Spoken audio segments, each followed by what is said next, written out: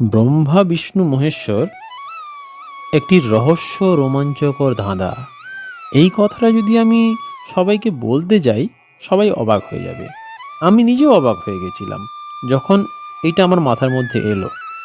সত্যি তো, আমাদের পূর্বপুরুষরা এই তিন দেবতার মূর্তি বা ছবি বানিয়ে গেছেন কিভাবে আমরা সুস্থ হব সেটা উল্লেখ করে। মানে এটা পুরোপুরি একটা আয়ুর্বেদ, সেটা একটা ধাঁধার মাধ্যমে বুঝিয়ে দিয়ে গেছেন।